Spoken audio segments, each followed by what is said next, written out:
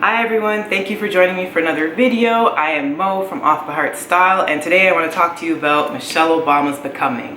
This has been a book that's been out for a very long time. It's been out since last year November, I believe, and it's taken me quite a while to actually fully digest this book, so that's why this video is coming super late. Like, everyone and their grandmother has already read this book, has talked about this book, have pontificated about this book, you know, political pundits, your book blogger. So it has been already very well digested and examined and glossed over. I am just going to talk about my feelings towards it overall. I'm going to keep this video very brief, and I'm going to separate it into 3 sections. So the book separates itself into Becoming Me, which is the first half of the book, which talks about Michelle's early life. This is before her political journey. It talks about basically growing up in Chicago, her family structure, family dynamics, how she was in school and going forward. Then the next section of the book is Becoming Us, which of course talks about her meeting Barack Obama and them entering the political landscape together. And then finally, the final section is Becoming More, which talks about their political journey and talks more extensively about their time in the White House as FLOTUS and POTUS, and finally the epilogue, which ties everything together. So I'm just going to talk about this stuff, give my 2 cents. It's going to be a very brief video, I'm hoping, and here we go. So the first section of the book really was the longest for me to digest and consume. Becoming Me, the first section, really goes over into detail about Michelle's life. Growing up in Chicago, Accolade, I think, Avenue. She talks a lot about her mother and her father, who were really instrumental in her and her brother's life growing up, and how much they were supportive as parents and how they really did the best to provide for their children and really help them to succeed, despite the fact that they were living in pretty close quarters and they weren't exactly financially well off, but yet both parents had a really strong, powerful influence on both Michelle and her brother. And I really liked this section, but it was hard to digest only because there was just so much information that was revealed in it. There's a lot of family members that she talks about in detail, and this is an ongoing theme throughout the entire novel, is that Michelle leaves no stone unturned. She talks literally about every single person that was influential in her becoming who she is today as we know her. So it is so much to digest. I have some notes that I wrote down here. There are some particularly interesting bits that I really gravitated towards. She talks about a lot about her education, especially she was extremely driven and dedicated person, even as a little one in kindergarten. She talked about taking it to heart really personally, that there was a couple of words here and there that she wasn't able to spell right off the bat, and that she would immediately go home, basically go over what had gone through the day, and would make sure that she would come back to the class even more informed than previously. And it was just something that I was really envious of, because I know when I was in kindergarten, I only cared about basically drawing and playing in whatever little pool with the little floaty toy devices thing. But she's someone that took education extremely seriously, and even at a young age realized how precious it was to have access to education as a girl, and it was really admirable to really take that in. She talked a lot about her work ethic as far as doing piano lessons. She talked a lot about the racial divide in Chicago in the time period where she grew up in, and the mass exodus of white families moving from the more urban areas more into the suburbs, and just about her experiences, and even then having to deal with the mentality of having to be twice as good to get half as much. She learned this lesson pretty early on in life, which is an adage that a lot of Black people are familiar with, and it's a concurrent theme that continues throughout the memoirs. So Becoming Me is really, really ideal to really take in. So for anyone, like for the 2 people left in the world that have not read this memoir yet, I would really suggest taking time and rereading it over and over again. I'm not even doing this section I'm not giving this section its due. There was so much information to take, so many people that were involved, and the amount of family members that were involved. I wish I could tell you more in detail, but it would just take far too much time. But Becoming Me was probably the most difficult section for me to digest, only because there was so much information being flung at me. But overall, it is really enlightening about the work ethic that she was able to achieve very early on in life. The second section, Becoming Us, was my absolute favorite part of the memoirs. Of course, this is the section where Michelle talks about having gone to Princeton, having gone through Harvard Law, now is working as a corporate lawyer for Sidley and Austin, I believe, law firm practice, and actually having to play the role of recruiter and bringing in a young, idealistic Barack Obama into the fold. This was probably my favorite section, only because I just love romance. As shallow as that sounds, I just love the beginnings of an epic relationship, and I just love getting a glimpse into her first impressions of Barack Obama, her thinking of him as kind of a goofy nerd, and having that whole dad jokes kind of vibe, even as a young, bright wonder kid, that all the law firms, surrounding neighboring law firms, were buzzing about this kid who was just incredibly well decorated in his education, someone who had this humongous thirst for knowledge, and someone that people very early on could tell had a certain level of charisma and characteristics that would lead itself to great promising things later down the line in life. So it was just really interesting getting a more closer look into how they've met and how they fell in love, and that Michelle was she was a really cool cat. She really made him work for it, and I just found it interesting, the courtship and the little cat and mouse game between the two of them before actually bringing him into the fold, and the relationship blossoming from there. Michelle actually starts to lay the groundwork quite a bit about her unease about the political landscape. It's very much hinted early on that Barack Obama was different, and that he definitely had a mission, and there was so much that he wanted to do for the world, very idealistic in how he viewed change. And there was a certain unease from Michelle in the sense that she had very little interest in going into politics, enjoyed her life, enjoyed what she was able to contribute to her hometown, her surroundings in Chicago, and the work that she was doing through the law firm.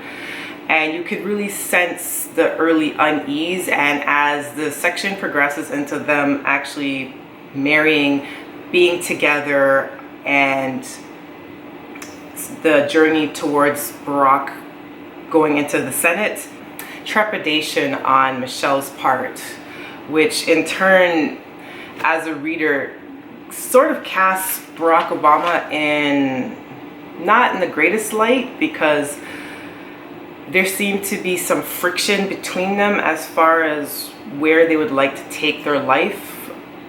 And I had a lot of empathy for Michelle in that moment. Not to say that she was at all disparaging of Barack Obama or his legacy or the great change that he wanted to involve as far as the political landscape, but you did get a real sense of how much she had to sacrifice and how much of what she did in her own professional career that she had to scale back to accommodate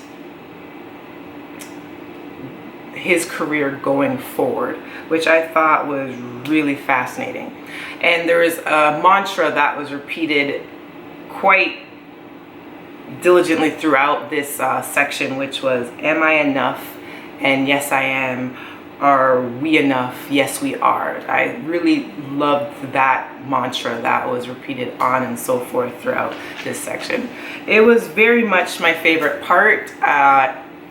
Really got inside Michelle's head and really made me appreciate just how much pressure that she was under once they went through what you have to go through as a politician and a politician's wife, and the amount of sacrifice, the amount of time, the amount of going door to door and dealing with the cynicism and the nihilism of people, and just how much people were hungry for hope. It was just really illuminating. It was a lot to take in.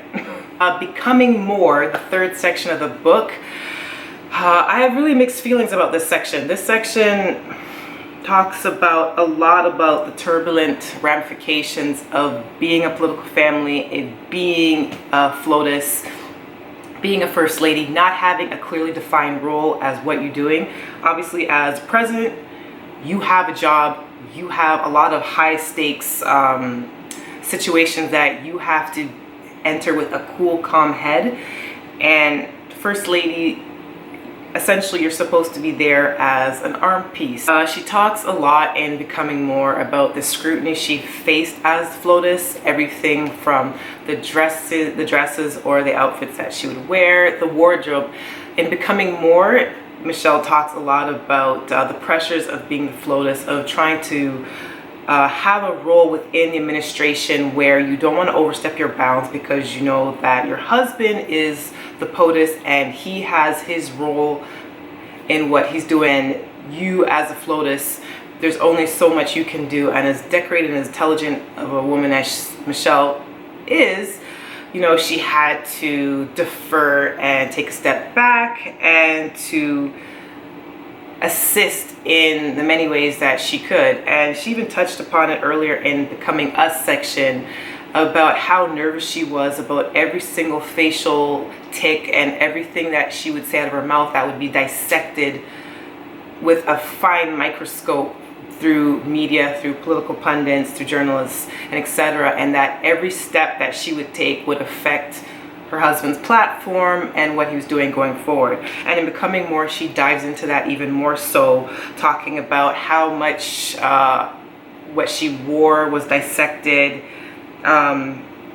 where the finances that she would take part in, how that was dissected, how everything was meticulously looked at, using a lot of their own money for simple things like decorating around the White House, and you know, just a lot of minute things that you wouldn't even think about. The guilt and the friction that it caused anytime that she wanted to take a breath away from the political landscape, and how much days and weeks in advance that the Secret Service and the officials that were protecting the first family, and how much disruption it would cause for traffic and for restaurant establishments. And she even talked about one night wanting to go out for dinner with Barack in New York, and just how much guilt she felt afterwards, because she was so hyper aware of the attention that was surrounding her, and it just became almost suffocating in the sense that she had to constantly think about, even doing simple day-to-day things, how chaotic that could be for the masses. She talked a lot about the initiatives that she was able to push forward. So even though as the FLOTUS, she didn't have a clearly defined role, she still pushed things forward, like her Let's Move initiative, which was about getting kids more physically active. She talked about her Healthy Eating initiative, which helped to coincide with the Affordable Health Care Act that Barack Obama was able to push forward, and how that she was able to petition like major conglomerates and networks like Disney and ABC and other affiliates, you know, superstar athletes, just all sorts of movers and shakers in the industry, as far as pushing an initiative forward to pressure different restaurant establishments, different fast food chains, and providing more healthier options for American people.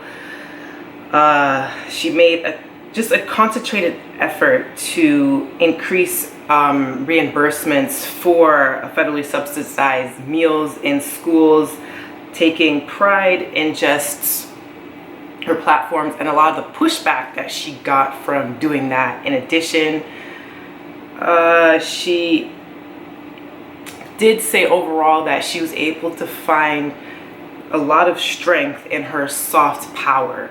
So even as a FLOTUS, even without having a clearly defined role, she was still able to push for actual positive change. The many tragedies that have occurred in the political landscape, a lot of it dealing with gun control and the amounting violence. She talked a lot about Sandy Hook and just how devastating that tragedy was, and the sheer carnage of the events of that day going forward, and how that kind of changed things as far as nationally, internationally, about gun control and needing stricter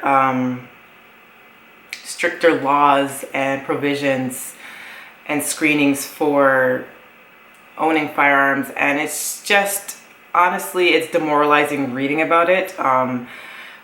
Just listening to it in the news, watching the events unfold, it was just really soul crushing. And a lot of this section, again, was really hard to digest and read because there was just so much that happened, not even just with Sandy Hook, but about the Black community and the police force, the amount of killings that happened with Black men and women in the hands of armed enforcement. It talks a lot about, even globally, with that really harrowing news report about 276 Nigerian girls being abducted by an extremist group. She talked extensively about one particular girl, Hydia Pendleton, and being shot and killed in Chicago, and having to attend that funeral with her family and having to digest that, and just the continuing pressures of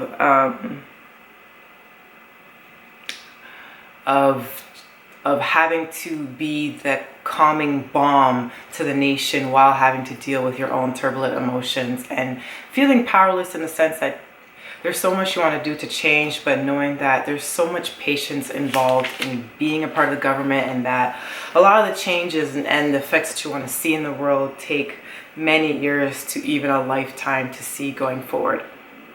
There's also a lot of bright spots in this final section of the book, or the memoirs. It talks about her meeting Nelson Mandela, and it talks about a lot of the successes and getting to see Malaya and Sasha grow up and dealing with these bright-eyed girls, and how much that they had to endure, and that majority of their life was spent within the White House confines. And just as a mother, being proud of seeing what they were able to accomplish, and how much she fought for them to have as much normalcy as humanly possible. There's this really great anecdote that she talks about when,